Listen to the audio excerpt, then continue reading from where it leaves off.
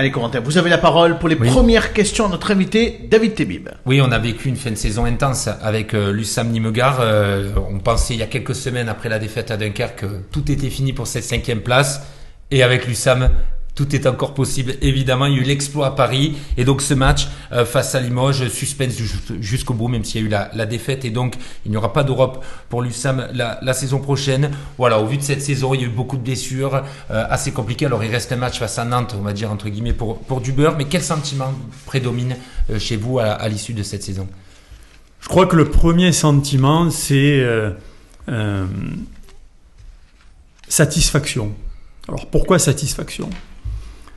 Parce que sur une séquence qui est une séquence de fin de cycle, avec un coach qui, dès le début de la saison, sait que c'est une année de transition, un coach qui l'accompagne, qui est le manager général Jérôme Chauvet, des joueurs que l'on voit par honnêteté intellectuelle dès le début de la saison, pour leur signifier qu'on ne continuera pas un bout d'aventure avec eux. Donc, on a été... Ce qui joue après forcément un peu sur les performances. Évidemment que, vous savez, moi j'appartiens pas à cette vieille école d'attendre le dernier moment pour informer un joueur le plus tard possible en espérant qu'il va donner le maximum parce qu'il va se montrer, etc. Je crois que ce sont des méthodes d'une autre époque. Et ils nous l'ont bien montré. Pourquoi ? Parce que ces joueurs-là qui étaient en fin de contrat, Basnik, Demaille, Quentin Minel, Quentin Dupuis, Benjamin Gallego, ont été extraordinaires dans la performance. Ils ont joué le jeu jusqu'au bout.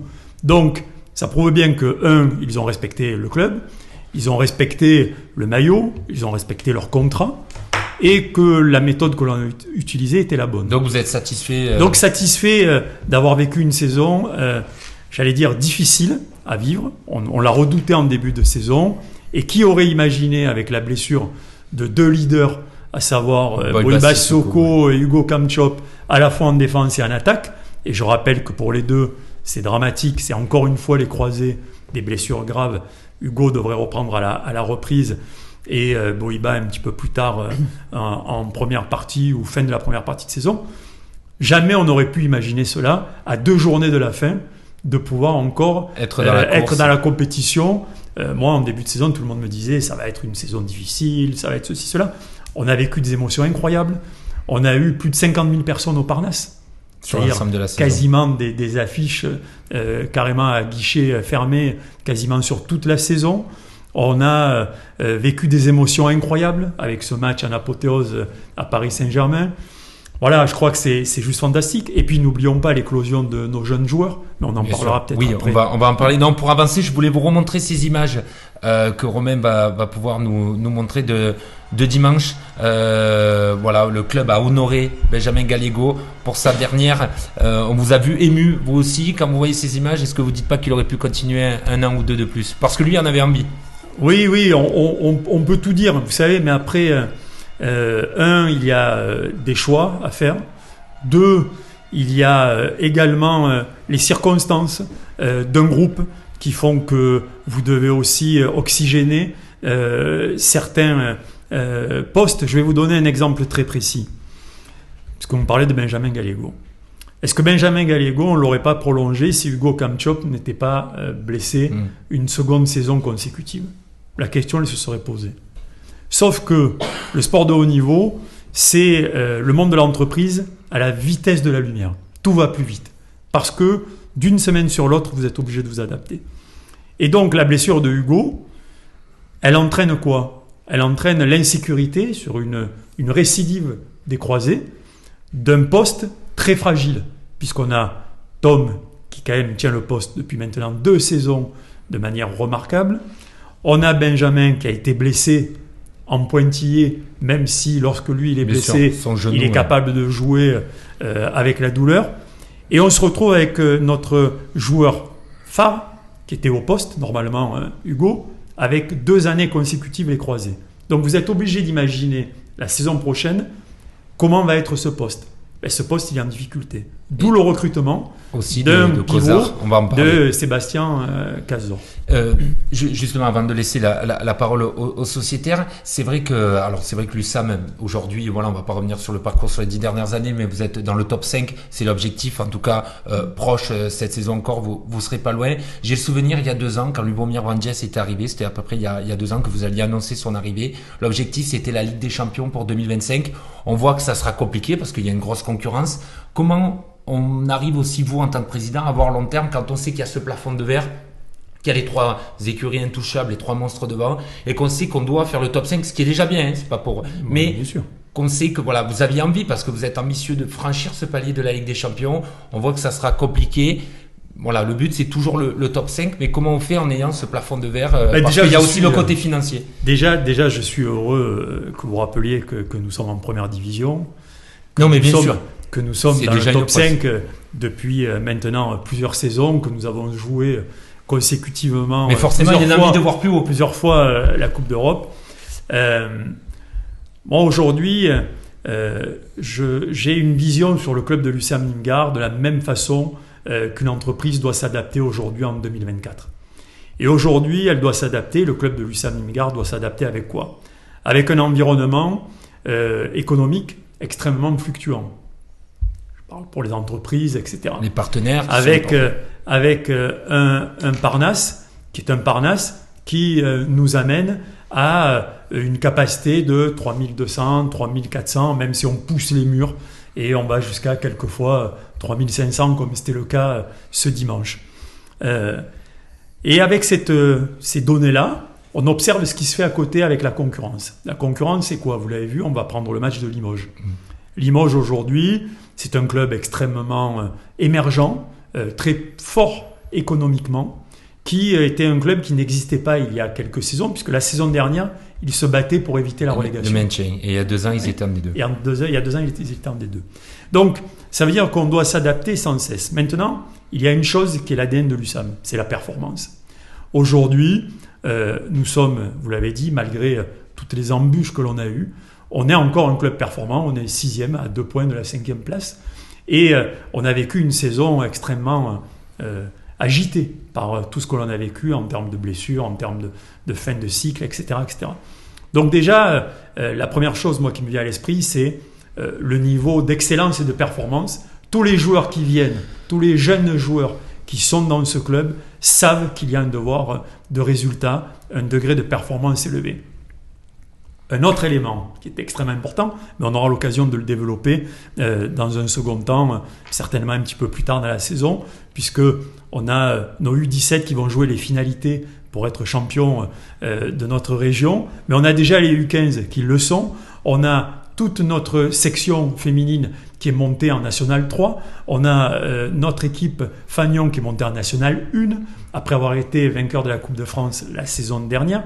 Bref, l'ADN aussi, c'est également cette formation qu'il faut mettre en avant parce que réellement, à la fois les éducateurs, à la fois les entraîneurs font un travail remarquable. Je vous donne la parole, Corentin, puisqu'on va parler du nouvel entraîneur, on va parler de la saison prochaine, et puis on a d'autres questions, bien évidemment, puisque vous avez aujourd'hui des fonctions nationales. Eric, votre question à notre invité David Tebib. Déjà sur le hand, David, que je ne connais pas au travers du sauf de renommée, au travers du handball, je ne connais pas le handball, je ne le pratique pas, j'ai toujours été mauvais, j'ai renoncé. Contrairement à ton approche où, et là je te retrouve, moi c'est ce qui me fait plaisir, c'est jamais perdu. La cause n'est jamais entendue. La passion, par contre au foot, je pourrais parler de Brest, qui est arrivé dans les 3 premiers, ce qui était impensable, et je pense que c'est la passion qui est à la clé de beaucoup de choses, et la passion qu'on transmet. On peut être passionné tout seul et finir par se regarder tout seul, et cette passion, comme disait l'autre, on ne peut transmettre que sa propre foi. Et ta foi, comme le prophète, fait qu'on le suit et qu'on y croit au-delà même de l'éternité. On n'en est pas là. Mais moi, c'est ce qui m'intéresse, tes mots. Et tes mots, si j'étais handballeur ou passionné de handball, je viendrais te rejoindre, je te dirais bonjour dans les tribunes, mais je ne connais pas ce sport. Donc ça me plaît beaucoup ce que tu dis. On pratique l'usamisme comme alors, religion, David. Par contre, c'est la religion de... C'est ça. Je suis un ussamiste. Allez-y, Eric. Par contre, je peux poser une question sur ta relation, ton rapport à la jeunesse, mais c'est pas lié au hand. Je peux la vous poser en plus tard. prie, Eric. Alors, Vous avez tous les droits ici. ça, c'est bien la Quand vous liberté. dites ça. Alors, j'ai pu lire un peu tes productions sur le déterminisme. Aux jeunes, moi, c'est ça qui me passionne. Et c'est pour ça que le Sniffy, moi, ça faut pas être violent dans la vie, mais ça exacerbe quand même nos mauvais sentiments. Voilà, ne vous laissez jamais dire que vous n'y arriverez jamais. Ne vous laissez non plus, là je complète ta réflexion, ne te laisse jamais dire que tu n'y arriveras jamais. Parce que dans notre actualité, on ne demande que des moyens. Des moyens, des moyens. Tout coûte plus cher que dans n'importe quel autre pays de l'Union européenne, au point qu'on est sous la dette abyssale. Alors tu parles de déterminisme. Ça, c'est extrêmement important. Alors le déterminisme, il est sur les enfants défavorisés, les couches sociales défavorisées. Mais là où je souhaite te questionner, c'est que le déterminisme ne fait pas tout. Et souvent, y compris sur ce plateau, on est mal né. On ne choisit pas sa famille, ni les trottoirs de Manille. Ça a toujours été vrai. Et ce que je voudrais savoir, c'est la part que tu fais entre ce déterminisme qui est vrai, la preuve, tu l'as fait, que le déterminisme ne détermine pas tout, ta réussite, ton talent, et l'opposé qui est le libre arbitre. Et moi j'y crois beaucoup au libre arbitre, parce qu'autour de cette table, on ne se connaît pas dans notre histoire, mais on n'a pas eu des enfances dorées. Je suis persuadé tous qu'on est ici, on n'a pas eu des enfances dorées. Et nos parents n'étaient pas aisés. Et ce qu'on a obtenu, on l'a obtenu parce qu'on nous a enseigné, signifie toujours, Nadal, le rôle de l'éducation, le rôle de l'instruction. Et je voudrais que tu me dises la part que tu fais entre le déterminisme, ce qui détermine par rapport à mes relations sociales, comment je suis né, les obstacles que j'ai rencontrés, et le libre arbitre qui n'est pas équitablement réparti. C'est comment toi, David, moi, nous ici autour de cette table, on est né constitué avec une aptitude à se relever toujours et à dire j'y arriverai. David Tebib. Merci pour ces mots. On comprend pourquoi Eric Bouchité est dans cette émission. Non, mais merci pour ces mots. Moi, je suis très touché. Merci à vous. Vous avez parlé de plusieurs sujets dans la question. Déjà, la première des choses, lorsqu'on parle de déterminisme social, évidemment, on parle des cartes qui vous sont distribuées à la naissance. Bon, elles ne sont pas tout le temps les mêmes. Et après, ce libre arbitre, tant mieux que chacun ait son libre arbitre. On est tellement dans une société aujourd'hui où on pense à changer les autres avant de se changer soi-même. On est tellement dans une société qui oublie de l'essentiel, qui est d'être au service de quelque chose. Vous avez parlé d'un mot tout à l'heure, moi, qui m'a beaucoup touché, évidemment, la passion comme carburant. Évidemment que la passion, c'est le carburant qui doit nous animer. Aujourd'hui, donner du sens à notre jeunesse, c'est quoi ? C'est, moi j'aime beaucoup ce triptyque du pourquoi, du comment et du combien. Alors le pourquoi, c'est pourquoi on fait les choses. Et trop souvent, on entend notre jeunesse, elle ne sait pas pourquoi elle fait les choses. Elle fait les choses, elle parce qu'il faut un les petit faire. peu de guide, un petit peu de mentoring. Là, on arrive à l'éducation, on arrive à l'accompagnement, mais souvent on a une jeunesse qui peut avoir un manque de structuration, un manque de soutien, etc. Donc le pourquoi on fait les choses. Le comment on les fait après. Ça répond un petit peu à la notion de libre arbitre. Comment on les fait ces choses. Et puis, combien ça coûte. Et ça coûte, c'est le travail. Ça peut être ce qu'on va mettre à l'intérieur des efforts pour arriver à concrétiser cette idée de départ du pourquoi. Et souvent, ce triptyque du pourquoi, du comment et du combien, on l'oublie dans notre société et c'est extrêmement important de le recentrer. Donc le libre arbitre, c'est quelque chose d'indispensable, évidemment. Maintenant, ce libre arbitre, il ne doit pas être juste, je suis bavard sur le libre arbitre. Faire attention à ce que le libre arbitre dans notre jeunesse ne soit pas associé à de la rébellion. J'ai mon libre arbitre, donc je m'oppose. Ça doit être une autre idée. C'est plus un libre arbitre, voilà. Si on fait toujours la même chose. Voilà. Et là, c'est plus du libre arbitre. Voilà. Juste. Allez, rapidement, Eric, parce qu'on va être à la bourre. Pour le coup, ce soir, j'étais à l'heure. Ce que je voulais dire, moi aussi, le libre arbitre, au sens de la sociologie, Durkheim et autres, c'est la capacité qu'on a chacun quand on tombe à pouvoir et à savoir se relever. Et c'est la pugnacité qu'on a, la résilience qu'on a. On n'est pas tous égaux là. Hein. Non. Et certains, tu en as rencontré dans les quartiers qui tombent et qui disent, ou qui dès le départ disent, moi j'ai pas les mêmes droits, moi on me regarde avec mépris, moi toi je te ferai tomber par d'autres moyens. C'est ça aussi le libre arbitre en sociologie. Allez Jean-Baptiste, votre question à notre invité David Tebib. Sur un tout autre sujet, on parlait tout à l'heure des partenaires pour la gestion d'un club, le développement d'un club. Je me donne un sentiment sur un point particulier. Moi, je regrette, je voyais par exemple la source Perrier, pour pas la citer, que plusieurs entreprises importantes, locales, ne s'investissent pas assez ou trop peu, voire pas du tout. Pour après, il y en a. Hein. Il y en a, non, mais je dis, mais c'est quand même. Non, mais je trouve qu'elle pourrait faire plus. En tout cas, moi, je le souhaite. Oui, Royal Canin, Éminence, Perrier. On peut en citer plusieurs, mais je ne veux pas faire de pub particulière. Je pensais à Perrier parce que je vois le fric, l'argent important qu'ils mettent dans le Tour de France. Ils en mettent peut-être un petit peu. On va en parler peut-être plus en détail. Est-ce que c'est quelque chose que vous regrettez, j'imagine? Comment on pourrait faire pour les convaincre? Mais c'est surtout que c'est un peu la clé. Vous avez parfaitement raison, Jean-Baptiste. C'est une bonne question. C'est quand même à un moment donné la clé du développement aussi. On parlait tout à l'heure sur les ambitions. Et si on veut la Ligue des Champions, il faut un peu plus d'argent. David Tebib. Alors, ce qu'on peut faire déjà, c'est être exemplaire pour ces sociétés, ce qu'on essaye de faire nous au club, hein, c'est-à-dire nous sommes devenus une société à mission, donc avec la volonté clairement d'impacter notre territoire, de faire en sorte d'amener des actions. Pour vous donner juste un chiffre, on s'était amusé à faire un défi sur la collecte des sneakers. On voulait 200 paires minimum, on en a eu 400, on a eu le double. Donc c'est 400 jeunes qui vont bénéficier. Et qui pour le coup seront reversés à des Nîmois. Sneakers qui seront reversés. J'ai souhaité que ça reste sur Nîmes, sur le territoire nîmois et sur la ville, avec les associations, etc. Donc déjà la première chose c'est ça, c'est pouvoir associer des valeurs entre une entreprise, des entreprises et l'ADN d'un club. On essaye nous, en plus d'être performants au plus haut niveau avec un club professionnel, de donner du sens à nos actions. On ne le fait pas pour faire de la cosmétique ou pour faire du gadget, pour se donner bonne conscience. On le fait, vous l'avez bien compris, et les mots de Eric m'ont touché. On le fait parce que déjà, je pense que le club doit être un outil au service du territoire, doit être un outil au service de notre jeunesse et de certaines actions que l'on porte.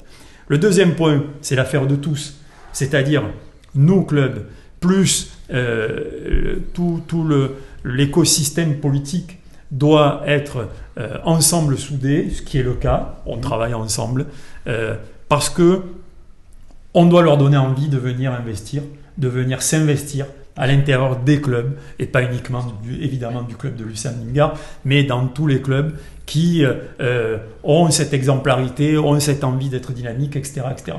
Mais je crois que oui, il doit y avoir... Vous savez, la politique à l'époque de Montpellier, Frêche avait été extrêmement précurseur là-dessus. Oui, il y a de ça des dizaines d'années. Extrêmement impliqué, bien sûr. Allez Corentin, on revient à l'aspect sportif. On va parler du nouveau coach qui arrive David à l'USAM. Qui arrivera la saison prochaine. Première expérience en tant qu'entraîneur principal. Il était adjoint de Canaillé, le Nîmois, qui a un palmarès impressionnant à Montpellier, qui arrête. 4 recrues, 2 gardiens, Soyer, Pardin, puis il y a Gibelin et le fameux Polonais Cazor. Ils font tous plus de 90 kilos. C'est une volonté du nouveau coach. Il faut que ça cogne au Parnasse la saison prochaine. Alors, il y a des recrutements qui n'ont pas été validés, en tout cas qui avaient démarré avant même le recrutement de David. Mais oui, c'est une caractéristique.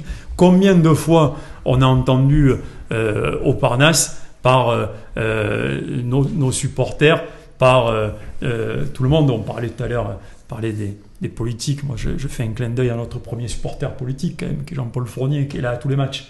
Donc lui, en termes de passion, on ne peut pas dire que... Le maire de Nîmes. Et évidemment, combien de fois il m'a dit « on est plus petit quand même que les autres ». Et c'est vrai que très souvent, on est plus petit, c'est parce qu'il vient de Génolac, ça, dans les Cévennes, pour prendre du Cévenol. Et je lui dis, mais il faut attention, des hommes forts, pas de souci, on va quand même pouvoir gagner des matchs. Et Dieu merci, on en a gagné beaucoup. Mais c'est le sens de l'histoire, Corentin, tout simplement d'avoir des joueurs avec des gabarits, avec des athlètes qui vont plus vite. On en parlait avec Eric avant. Ils vont plus vite, plus fort, plus rapide. Je parle des sportifs en général. Je crois que le Dans tous pivot, les sports. on est à plus de 2 mètres, plus de 100 kilos. Hein. Oui, Il faudra dire à Jérôme Nutil pour la collation. Alors, va falloir c'est qu'il- Jabelin. Jabelin est à 2 mètres, 2 mètres 02, il est à 5 quelques La- kilos. Jérôme Nutil, la Jérôme collation. Nutil il et va les plats falloir- de pâtes vont être importants. Les sangliers. La collation va être coûteuse. Et puis David Tebib, il a des fonctions au niveau national, Eh oui. puisqu'il est, on va le rappeler, président de la LNH. Justement, de la LNH, quelle est un peu votre plus belle réalisation sur ce mandat? Et je crois qu'il vous reste 6 mois. Est-ce que vous allez poursuivre cette mission? Alors la première des choses, c'est qu'on a beaucoup travaillé. On avait lancé Handball TV en pleine période de Covid. Aujourd'hui, on est très très très très heureux de cette plateforme, de cet outil qui fonctionne remarquablement bien, Et qui va continuer? et qui va continuer plus que jamais. Nous, on est privilégiés, vous savez, à l'USAM, parce qu'on a été retransmis par beIN Sport plus de 70% des matchs toute la saison. C'est, pour vous donner un chiffre, ça a été, qui ont vu l'USAM jouer, ça a été entre 1,5 million et 2 millions de téléspectateurs durant Énorme. toute la saison. C'est quand même assez important. Mais on est très heureux de Handball TV, bien évidemment, avec cette formidable fenêtre. Donc ça, c'est quelque chose que l'on va poursuivre. Et puis, la saison prochaine, une grosse nouveauté, quand même. Et on est très fiers d'avoir pu porter cela. C'est les buzzers qui vont être généralisés dans toutes les salles. Donc vous aurez plus le fameux petit Ça papier. vous plaît à la qui NBA va- à l'américaine. Voilà, donc on est en Ça train vous de... plaît. Bien sûr qu'il faut qu'on soit... Bien sûr. On C'est est quoi aussi cette une histoire de entreprise de buzzer spectacle. On est du sport, mais aussi du C'est spectacle. quoi cette histoire de buzzer? En fait, pour prendre le temps mort, au lieu de poser un papier sur la table de marque, on va buzzer. Et comme le au temps basket. mort se fait comme au basket. Comme basket. Ça, c'est la première des choses. Et puis, on installe une VAR. On installe l'arbitrage vidéo. C'est-à-dire toutes les salles de première division, pour commencer, vont avoir l'arbitrage vidéo. C'est-à-dire qu'il va y avoir donc, arrêt du match pour certaines fautes, des cartons rouges. C'est Pour, une vraie révolution dans le hand. C'est une véritable révolution. Ça va permettre d'avoir des arbitres mieux accompagnés dans des périodes de money time qui sont très sensibles. Regardez maintenant les scores. Vous êtes à 1 but, 2 buts, Surtout 3 dans buts ce d'écart. championnat où ça se joue à rien en fin de Championnat qui match. se joue à rien. Très compétitif. Allez, une toute dernière question, Corentin. Vous vouliez parler de politique? Oui, avec c'est David mon côté Tebib. pour Ali Monlaré qui n'est pas avec nous ce soir. C'est Mais pas la même coupe. non, c'est sûr. En 2020, vous étiez candidat aux élections municipales. Vous aviez ensuite, au second tour, ouvertement soutenu le maire Jean-Paul Fournier. Pour 2026, qui allez-vous soutenir? Julien Plantier, Franck Proust? Alors je vais soutenir la ville de Nîmes parce que je suis un fou amoureux de mon territoire et de la ville de Nîmes, ça vous l'avez bien compris. Mais en fait, quand vous dites il faut soutenir Franck Proust ou Julien Plantier, on a l'impression qu'en fait il va y avoir à la ligne d'arrivée ce duo. Soyez tranquille. Ah non, vous pouvez soutenir Vous verrez- Vincent Bouger aussi. Vous verrez à l'arrivée que tout le monde sera uni pour faire en sorte que chacun défende une vision, sa vision de Nîmes demain. Et il est évident que je continuerai à faire de la politique à ma façon, Parce que extrêmement engagé. Vous le dites souvent, vous le dites, je fais de la politique sans être élu. Au quotidien, Mais vous savez c'est très très bien que bien. vous allez être sollicité pour jouer un rôle. Vous êtes, voilà, Monsieur Bouchité a parlé de vos qualités, vous êtes personne influente, il y a du réseau, on va forcément venir vous chercher peut-être pour être sur une liste. En tout cas, ce qui est sûr, c'est que je vais continuer à travailler au service de ma ville que j'aime, de notre ville, parce que je ne vais pas me l'approprier, c'est pas la mienne, mais de notre ville, parce que autour évidemment de cette table et dans ce superbe studio, on est quand même pour beaucoup amoureux fous de Nîmes, c'est mon cas. Moi, j'ai des idées extrêmement fortes sur la vision que l'on doit porter, sur toutes ces choses-là, et comptez sur moi, pleinement, pour faire en sorte en tout cas d'apporter ma pierre à l'édifice, le moment venu, et de pouvoir contribuer à alimenter le débat, à faire en sorte de pouvoir infuser. Et pas forcément pouvoir- que dans l'ombre. En tout cas, je vous le répète, faites-moi confiance pour que le moment venu, je puisse continuer à servir la ville de Nîmes et pas à me servir de la ville de Nîmes, parce que moi je suis entrepreneur et mon travail est en dehors de Nîmes, sur des clients qui sont à l'international pour la plupart. Bien sûr. Et je suis très heureux de servir Nîmes, ces Nîmoises, ces Nîmois que j'aime passionnément. Je suis né, je le rappelle, et vous le savez, où on a ce côté, on se fait un clin d'œil sur ce chemin bas d'Avignon où on est triste de voir ce qu'il s'y passe, mais ne jamais oublier qu'il s'y passe aussi de très très très belles choses avec des personnes formidables qui font le quotidien de ce quartier et de tous les quartiers de Nîmes.